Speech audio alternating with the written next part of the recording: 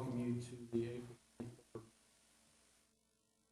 Council this morning. Commissioners, we are going to have an update on our Lymmo expansion process. Earlier this year, in partnership with Links, we progressed with both the east-west expansion and the Paramore expansion, which is a north-south and rotary, or let's see, does create a village in north-south to the Florida A&M Law School and to the courthouse and connects up with the existing Lymmo. We progressed into design build, and our staff has been doing alternatives analysis on how to expand the next pieces, which are north to Florida Hospital along the Orange Avenue corridor, and then looking at expanding over to Mills 50 and to College Park, and then south to Orlando Health. So our friends from Links are here with us. John and his crew are here to be part of the presentation. And I thought it'd be appropriate, since we're doing the Lymmo expansion this week, the next workshop we'll have, Noran is going to come in and give us an update on Sunrail and where we are with that. And then we'll follow that up with presentations, I guess probably the next meeting, from Florida Hospital and Orlando Health and those associated with that, and the transit-oriented development that's going on at the 4 locations in the city of Orlando. So, FJ, you want to come up and get us started here? Thank you, Mayor. Commissioners, the purpose of today's meeting is really to give you an overview of the north and south locally preferred alternatives that came out of our Lymmo study. But before we get into that, what I'd like to do is kind of give you an update, as you had alluded to earlier, Mayor, on the east-west and the Paramore BRT projects. And then once I do that, I'll go over real briefly the screening process and the overview of assumptions that we use to define the LPAs for the north and the south. So the east-west and Paramore corridors both went through design, build, selection process in December. Both teams have been selected. The east-west project had its kickoff 2 weeks ago, and the Paramore BRT project will have its kickoff here shortly. I think Links is just working on some contract details with the selected contractor. Design for these 2 projects will occur through the spring and summer, and then construction is anticipated to start in the fall, and both systems should be operational by the fall of 2013 to kind of coincide with our 2014 Sunrail start. And so the current status of the north-south corridor, as you can see at the bottom of the screen, we've gone through the initial alternatives analysis, refined them, and we've selected the locally preferred alternative. And so right now what we're doing this afternoon is asking City Council to accept the LPAs for both the north and south corridors. Later on, environmental study, design, and build process still needs to be, needs to be done, and those phases of the project are not currently funded. So the corridor screening process really takes two components. The first is a technical analysis, and that is what sort of facilities does the city have? Will the selected technology fit within the city's facilities, and what are the impacts that the project will have on the environment? The second is a public involvement piece, and over the last 2 years on the north-south corridors, the project team has been at over 30 public meetings that were attended by over 500 people, and a lot of you know Ginger and Alan just because they're probably in a lot of meetings that you were at as well. And then also utilizing technology, the Lymmo study website had over 10,000 total hits and then over 7,000 unique hits to that website. The screening evaluation is based on really 6 goals: improving mobility and accessibility, providing equitable transportation. Does the project enhance the environment, and does it enhance connections to community resources? Is it financially viable, and does it promote economic development? So those are really the six screening tools that we used to look at the project. The BRT components we assumed, running way improvements, basically exclusive lanes, where possible, and then where not possible, signal priorities and queue jumps at intersections were envisioned. We have the vehicles and stations. Basically, you have similar features to existing limo stations, and then aesthetics and branding treatments along the corridor that identify it as limo. And then in addition to that, we assumed that we would have onboard and real-time passenger information at stations, onboard vehicles, and through mobile applications. So just get into the North Corridor alternatives analysis. We started with a number of alternatives, and we had 13 that we refined down into 6 alternatives for the locally preferred alternatives evaluation. All alternatives had 2 connections to Sunrail. All alternatives had a connection to Lynx Central Station, because we realized that half of Lynx's routes currently have an origin or destination at Lynx Central Station. And really the corridors that we selected had broken kind of a couple of different alternatives. Between Weber and Princeton, we had really 3 corridors: North Orange, Alden, and Philadelphia that we could utilize. And then between Camden and Mills, we really had 2 alternatives: Rollins Street and Princeton. And so the preferred BRT route took a North Orange Avenue segment between Weber and Princeton, and then Rollins Street between Camden and Mills. And that really serves the heart of the Florida Hospital campus, which was one of the original goals of the project, and then also serves the museum. So here we have the first 2 of the 6 alternatives. You see the main trunk line serving Florida Hospital. Alternative 2 had the main trunk serving Florida Hospital, and then an extension out to College Park. Alternative 3 had the Florida Hospital trunk line, and then an extension down Mills to Mills Park. Alternative 4 had both the College Park and Mills Park loop envisioned. And then alternatives 5 and 6, again, serving Florida Hospital. Number 5 had the Mills Princeton loop, and then alternative number 6 included both the College Park corridor and the Mills Virginia corridor. So when we scored the corridors, numbers 4 and 6 scored the highest, both serving Florida Hospital and then College Park and the Mills area as well. When we took that route out for public comment, the 2 routes that included College Park and Mills Virginia were the overwhelming favorite.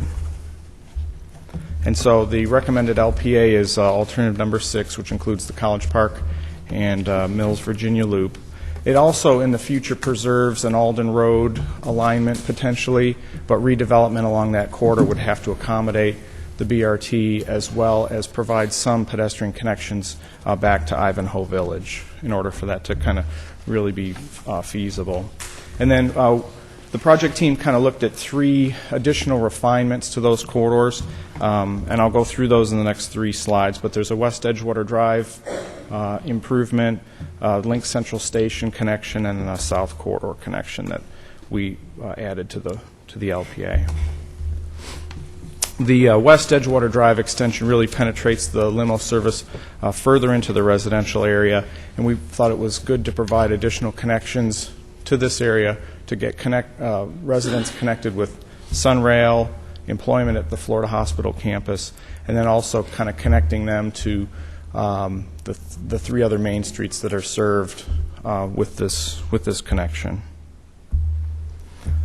The second refinement included tying into Lynx Central Station, and currently when we started looking at the loop, we had a loop around Orange County Courthouse, and after some additional public comment and kind of looking at it in a little bit greater detail, we decided that making a 1-block connection over through Lynx Central Station kind of provided better service to Lynx and also front door service to Sunrail.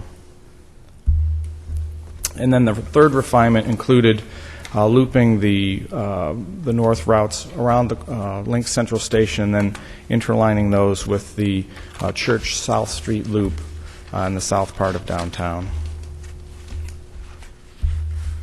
So the North Corridor locally preferred alternative that we're recommending includes the College Park and Mills, Virginia loop.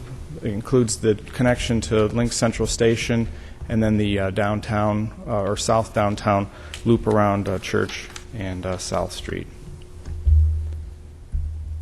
The North Corridor Lpa consists of 2 routes, almost 11 miles total, extends to existing Lymmo service.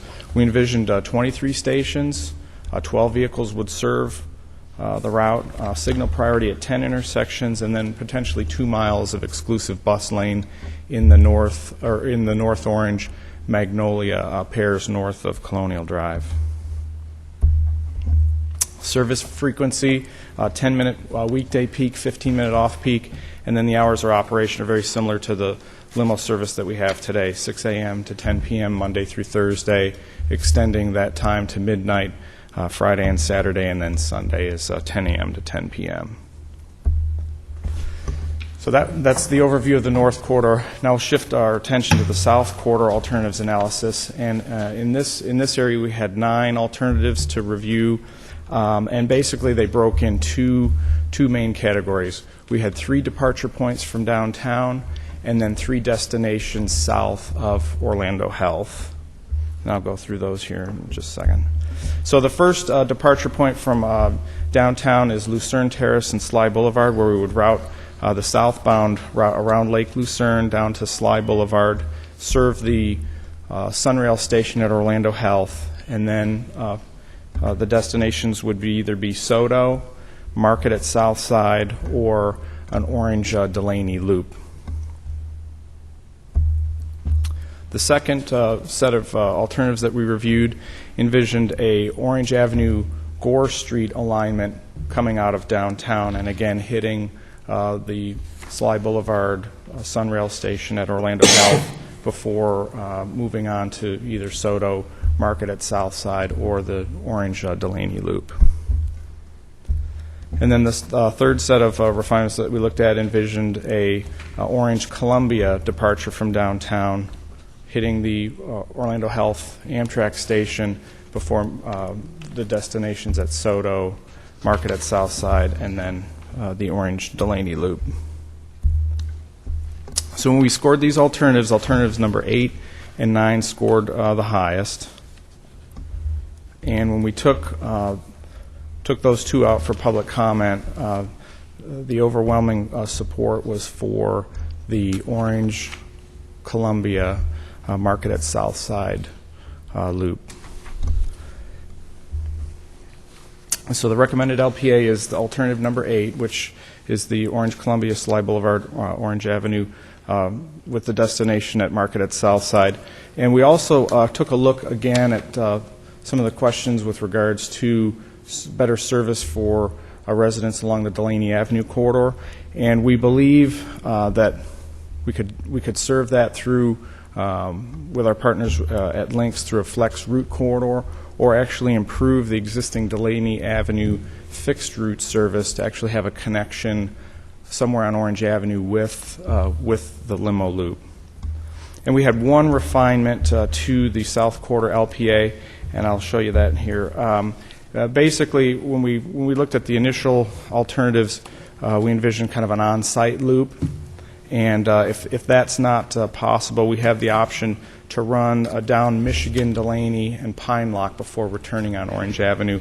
And that basically serves over 600,000 square feet of retail, and there's several grocers right along that corridor, pharmacies, and some additional destination points for consumers, including a post office. So the recommended South Corridor locally preferred alternative would wrap the Church South Street block, have an Orange Avenue departure from downtown, run down to Columbia Street, over to Orlando Health, and then on down to Market at Southside using Orange Avenue. So we're envisioning one route, 6.2 miles total, connections to current Lymmo, serve that with 17 stations and do it with 5 vehicles. We would have signal priority at 5 intersections, and there's a new roadway segment on Magnolia between its current terminus and the ramp for the 408 and the south side of downtown. The next steps for us, as I had said earlier, this afternoon there's an agenda item asking you to accept the north and south locally preferred alternatives. The Links Board of Directors will review the same materials on May 24th, and on June 13 we will ask Metroplan Orlando to add this to their 2030 regional transportation plan. And once those steps are taken care of, then we'll submit the report to the Federal Transit Administration. As far as next steps for this project, we need to go and undertake a financial feasibility study to look at capital funding sources as well as O&M. And then after that, environmental impact, design, engineering, and construction would still need to be done. There's no established timeline for any of those steps at this point, but the acceptance of the LPA allows the city and Links to apply for future federal funding to assist with the implementation of these two projects. And that wraps up the presentation. I didn't know, John, did you want to say anything regarding the study? And basically, there's a lot of alternative analysis that are starting now in the region, and we really think that our work here has kind of laid the foundation for a lot of those studies. So, John, do you want to introduce the team you have with you as well? Thank you, Mr. Mayor. Thank you for that opportunity. I'll have the Links team stand up for a moment. We have Laura Minns, who's our project manager on that, and then our marketing communication staff, Kathy Shaw-Clary and Matt Friedman, are here today. And I just wanted to, FJ, thank you for your work. Mr. Mayor, members of the Commission, city staff has been fantastic on this. This really is an exciting project for us. When we combine the north-south alignments with the east-west alignments that are under design build right now, this really will help to transfer public transit in the urban core of our region. And combine that with the connections we'll make with Sunrail, we'll be looking at a very different Links public transit system. It's an exciting project for us. The community has been terrific involved in the public workshops, and we really feel we've got a great understanding of what the community is looking for from their public transit agency. Now the fun begins. We have to go find the money to do that, but I think up until now we've got a fantastic project in front of us, and we're looking forward to moving forward in partnership with all our regional partners to make this a reality. Thank you for your help with that. Thank you, John. You might want to stick around there too. Commissioner Sheehan, then Commissioner Stewart, then Commissioner Lynham. Thank you, Mayor. And I'd just like to commend you all on the public process that went through, because I went to a lot of the meetings, and I think you really did a good job taking the input from the public, the main streets, the activity centers, all the people along the route, and the businesses along the route. So I really think that you all did a really good job on that, and linking all these activity centers together. Especially I appreciate Mills Park being included in that, because it's not developed yet, but it is going to be redeveloped, and it's going to be a critical corridor in the north section, and as well as the attention to the south segments, making sure that we have a route that makes sense, serving both hospitals basically, and creating a regional hub for our largest employers, as well as getting people around. And I think y'all did a remarkable job, so I don't have any questions. I'm just delighted to see that the routes serve everybody, that we're kind of stakeholders. The only concern that I do have is with the senior citizens. I mean, I know that we've talked about the towers and different things like that, and there's no way to link all of the towers into the system. I know we took care of Baptist Terrace and some of my larger users, but as we move forward, we need to make sure that, and there was talk about an on-demand service and different things like that. I don't want to run into the problems we have with paratransit, that we're not making sure we're picking people up their doctor appointments on time and things like that. So there's a level of sensitivity I think we need to have for the senior citizens, and making sure that we're sensitive to that through the rest of the process. Okay, thank you. And that's always a concern we have, and so we look for refinements to provide them with better service, monthly, kind of looking at ways we can improve that. And Links is actually rolling out a couple of new pilot programs that we think may provide us with an additional option to better serve them. That's all I'm hearing. Thank you. And just to that end, in several of the towers that are in Commissioner Sheehan's district, I thought that they might shop down at Soto, but they shop down at the, what is it called, where the Publix is? Market at Southside. Market at Southside. I guess there's some other options there that they like. So having that south extend down to that marketplace will probably draw in some of the senior towers wanting to go all the way down that line. Yes, and on that Delaney corridor, there's also pharmacy and some medical offices, medical condos in that area as well. So it provides them with a really good connection to those services. Commissioner Stewart. Thank you, Mayor. Thank you. I agree with Commissioner Sheehan that I've been really impressed with the public process in this.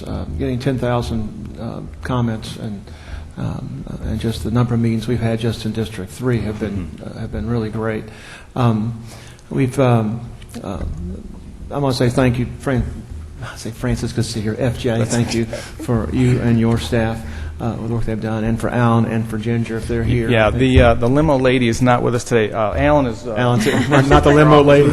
And yeah, so you either saw Alan or Ginger at your meetings, I'm sure. In a lot of cases, both. They did great, and the response from the community of listening and taking the input has been wonderful. I appreciate the work on the north-south side towards the Florida Hospital, and having an option to be able to connect the business district of College Park. I'm not sure that option is it ought to be a 24-hour type option or the full option, but having that connection there when you got 16,000 people that work there, you have a connection, the same kind of connection to SoDo and downtown.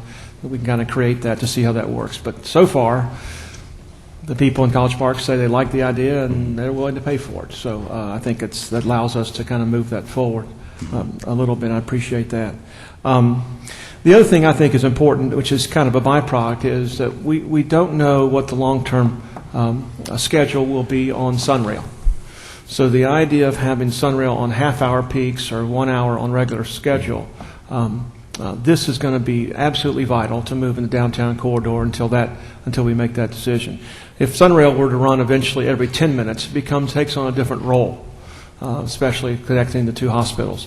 But even so, those connections become vital around those two locations and back to downtown. So I think this is a real doable plan that could move pretty quickly and can be up and running, I think, with a little bit of effort about the same time that Sunrail is kind of catching stride. So I appreciate that work because I think that will can take us to the next level in terms of where we are in the downtown transportation corridor. So thank you very much. I appreciate your work. And, John, thank you always to being here. I appreciate that. Thank you, Commissioner. Commissioner Lynham. Thank you. Thanks for the report. FJ, is it possible for me to meet with you, John, and your contractor after this meeting? Certainly. If you have a few minutes to, I have just a few questions I want to ask about some protocols. And what is the projected timelines provided? I think all the local approvals would be just fine, but which budget are we waiting for? The federal transportation budget? Is this will be a special tagger, or is it, what are the projections regarding funding, and if the funding comes in 1 year, 2 years, or what are you looking at? What are you suspecting? What are you thinking? Right now, the only chunk that we're really looking at right now is just the approval of the locally preferred alternatives, or basically the corridors, and we need further analysis and refinement on capital costs, O&M costs, and once we have those, we could probably establish a timeline. But right now, we don't have any timeline to move either one of these forward. But going through this process gives us some opportunities and alternatives. Yes. The process allows us to apply for federal Transit Administration dollars, and typically the funding breakdown on that, on the capital side, is 80% federal and 20% local. But we would still need to identify the O&M revenues to pay for this. Thank you. I'll talk with you afterwards. Okay. Commissioner Diamond. Thank you. Looks like you're on your way. Thank you very much. Thank you. And I just wanted to focus on a couple things you and I talked about when we met, just a few last-minute things. Tell us a little bit. I know you know, there's always a push to try to get as many things as possible on a route as you can, and then you run into the limits that you might have. On the other hand, you want to make sure you get as much as you can and try to get critical mass, and and ultimately, I know one of the big goals is to try to feed Sunrail, and and that could be huge. One of the areas we talked about was Michigan Street going east of the Delaney area, because you've got some high-density housing there right now.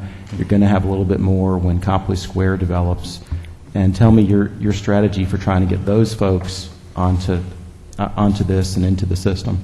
Right. Well, after we had talked, we discussed this with Alan and on the project team and Ginger, and we believe we can modify the report to envision connections to those higher density residential areas on the Michigan corridor. The other alternative that we have is to work with existing Michigan service and potentially improve that to connect into the main trunk line of Lymmo, which would run up Orange and around the block at Market at Southside. So we can attack that from really 2 or 3 different angles if we start talking about on demand or flex type service. So we have the option to kind of look at 3 different ways to kind of get those consumers to the main Lymmo trunk. Okay. Yeah, because I think that population, you're going to find a good number of seniors down there, and I agree with Commissioner Sheehan's comment about the seniors. I think you also have a good number of healthcare workers that live in those areas, and then just people that would like to go not just to, say, the Sunrail station or the hospital, but the past couple of weekends we've ended up in Lock Haven Park, and it'd be a nice way to get up there, to go to the Science Center, to go to one of the museums. I think you could even have the kids do that, and it seems like a nice way to really start connecting things. Yeah, and we also looked at who we had surveyed and who had attended some of our meetings, and we had residents from those complexes attend, and why that didn't come out as a desire in the public involvement, I'm not sure, but we have a way, 3 different options that we could use to address that issue. All righty, thank you. Thank you. And Commissioner Rings. Thank you, Mayor. FJ, thank you for your presentation. And thank you. And I really appreciate the briefing prior to this, which really, really helped. And I do miss Ginger. Yes. I'll miss Ginger. But Alan, it's good to see you again. You weren't at the last briefing, but y'all are such a great team. But FJ, I know on the preferred routes for the north and for the south, number 6 and number 8, respectively, did you complete a dry run of these particular routes with the Lymmo? And if so, what were some of the pitfalls that you encountered? Yes, there was a run through, and Claudia and Alan were on that. I don't know, Alan, if you want to discuss the potential pitfalls, but some of the things we looked at were ride quality. Was the vehicle able to make the turns, and issues like that? The other thing too, when I was talking about city facilities, are there sidewalks? Where are you dropping people off? What are the origin points? What are the destination points? And kind of how those all tied together.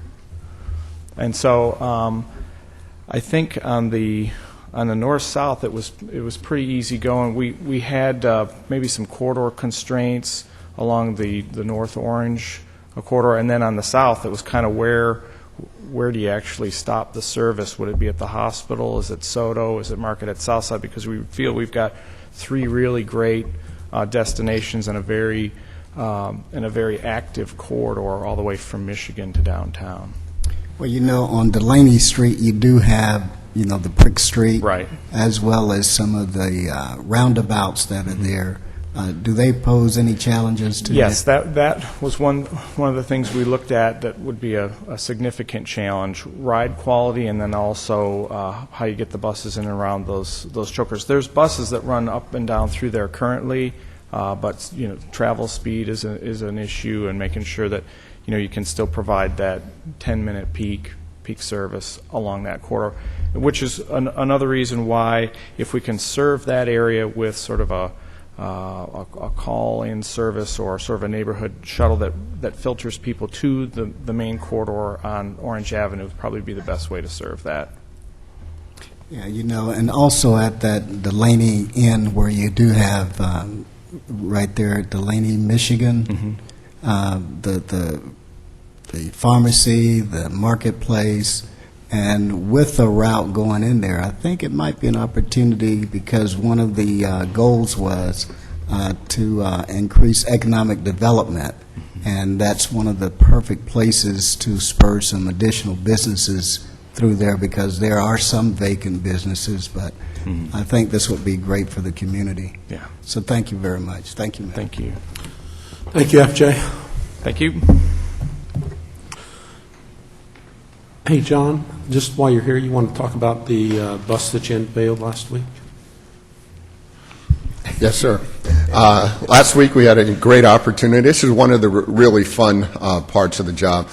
Links for last several years has been in partnership with nonprofits throughout Central Florida. We wrap our nonprofit bus.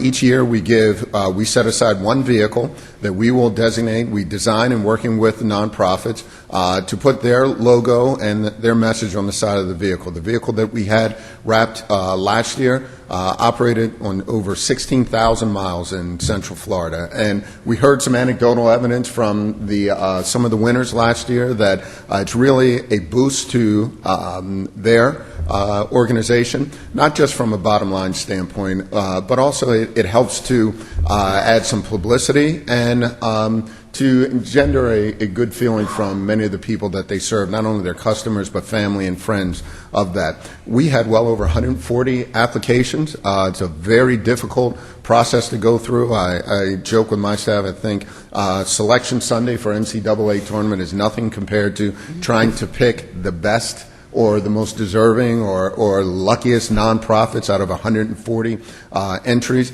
But it's a fun thing for our staff. They came up with 8 fantastic finalists this year, and we unveiled that bus and looking forward to getting it out in service. So I think it was a fun event.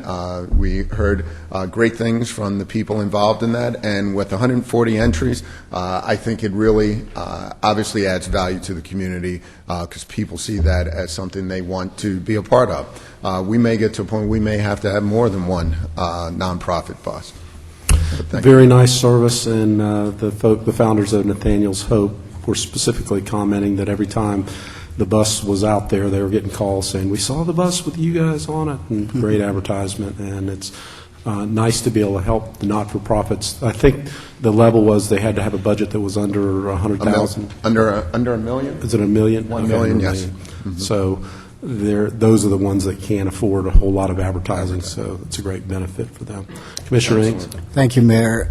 Mr. Lewis, you know, I was with the tourism class out at the International Drive Chamber. We came to the links for a tour, and you had an excellent presentation that I also felt that would be good for this council in a workshop. And and I mentioned to Byron Brooks concerning this, so I'm hoping that y'all are able to get together because I'd love for my colleagues and the mayor to also see some of the great things that you are doing in the community and the differences that you're making, and specifically the future that you're planning to do for our community as well. So I just wanted to make that comment, and thank you for being here this morning. Absolutely. Anytime. I love to talk about transit. Thank you, John. Thank you, sir. All right, so that will conclude our workshop for today. Thank you for tuning in at home and those of you who joined us here in Chambers.